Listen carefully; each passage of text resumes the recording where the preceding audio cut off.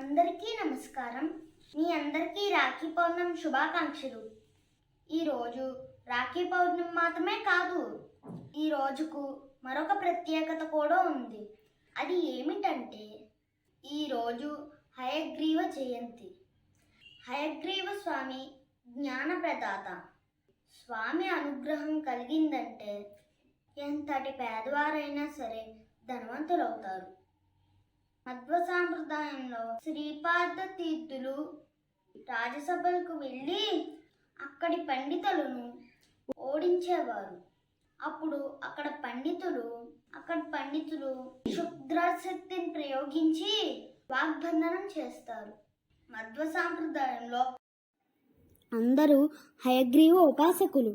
అప్పుడు శ్రీపాదుల వారు హయగ్రీవ స్వామిని ప్రార్థిస్తే స్వామివారు వచ్చి వాగ్బంధనాన్ని భేదిస్తారు.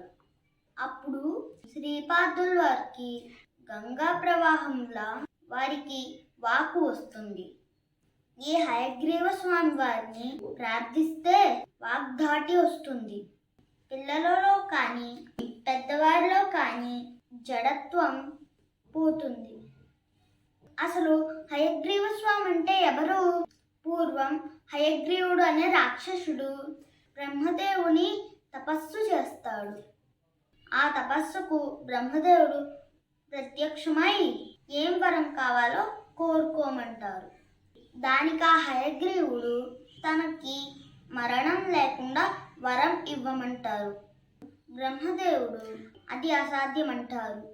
అప్పుడు ఆ రాక్షసుడు తన వంటి హయవదనం కలిగిన హయగ్రీవుడు అనే పేరు గల వారి చేతిలో తన మరణం సంభవించాలని కోరుకుంటారు. అప్పుడేమో బ్రహ్మదేవుడు తదాస్తు అని అంటారు. దానితో ఆ రాక్షసుడు తన వంటి రూపం కలిగిన హయగ్రీవుడు అనేవారు ముల్లోకాల్లో ఎవ్వరూ లేరని సంతోషంతో తనకి మరణం లేదని అనుకుంటాడు. లోకంటకుడుగా మారతాడు. అప్పుడు దేవతలు పరమేశ్వరుడికి మొరపెట్టుకుంటారు. దానికి పరమేశ్వరుడు విష్ణువుని వేడుకోమని చెప్తారు.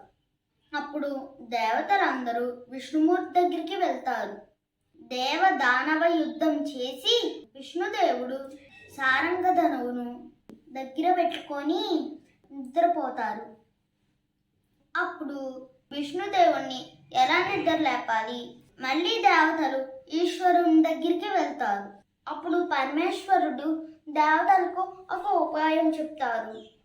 వంబ్రి అనే కీటకాన్ని పంపించి విష్ణుదేవుడి ధనస్సును కొరకమంటారు. దేవతలు పరమేశ్వరుడు చెప్పిన విధంగా ఒక కీటకాన్ని పంపించి వింటినారిని కొరికిస్తారు.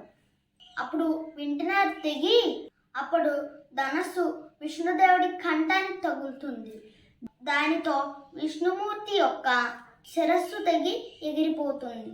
అప్పుడు విశ్వకర్మను రప్పించి హయవదనంతో విష్ణుదేవుడికి పెట్టిస్తారు. విష్ణుదేవుడు హయవదనంతో హయగ్రీవుడుగా పిలువబడతారు. అప్పుడు వెళ్ళి రాక్షసుణ్ణి సంహరిస్తారు. ఆ రాక్షసుణ్ణి సంహరించడం కొరకు విష్ణుదేవుడు హయగ్రీవ అవతారం దాల్చడానికి నిద్రించుచున్నట్టుగా నటిస్తారు. తర్వాత వేదాలను ఇద్దరు రాక్షసులు అపహరించగా ఆ ఇద్దరు రాక్షసులను హయగ్రీవ స్వామి వధించి వారి వద్దనున్న వేదాలను తీసుకొని బ్రహ్మదేవునికి ఇస్తారు. అప్పటి నుండి వేదాధిపత్యాన్ని బ్రహ్మదేవునికి ఇస్తారు. విద్యాధిపత్యాన్ని సరస్వతీ మాతకు ఇస్తారు. అసలు ఈ కథలోని అంతరార్థం ఏంటంటే పోయిన జ్ఞానాన్ని తిరిగి ప్రసాదించే స్వరూపం హయగ్రీవ స్వరూపం.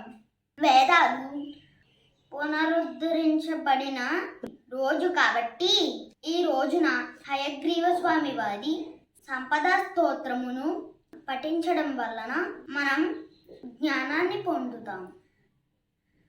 హయగ్రీవ సంపద స్తోత్రం. జ్ఞానానందమయం దేవం నిర్మల స్ఫటికాకృతిం ఆధారాం సర్వవిజ్ఞానాం హయగ్రీవం ఉపాస్మహే. హయగ్రీవ హయగ్రీవ హయగ్రీవేతి వాదినం నరం ముంచంతి పాపాని దరిద్రమివ యోషితః.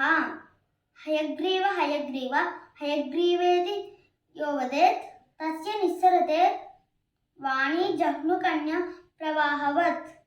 హయగ్రీవ హయగ్రీవ హయగ్రీవేతి యోధ్వనిః విశోభతే స వైకుంఠ కవాటోద్ఘాటనక్షమః. శ్లోకత్రయమిదం పుణ్యం హయగ్రీవ పదాంకితం. వాదిరాజయతి ప్రోక్తం పఠతాం సంపదాం పదం. ఈ శ్లోకాన్ని ప్రతిరోజు మనం 3 సార్లు పఠిస్తే సకల దరిద్రాలు పోయి జ్ఞానం సంపద లభిస్తాయి. ఈ వీడియో కనుక మీకు నచ్చినట్టయితే లైక్ చేయండి, షేర్ చేయండి, కామెంట్ చేయండి. వెంటనే మా ఛానల్ని సబ్స్క్రైబ్ చేసుకోండి. ధన్యవాదాలు.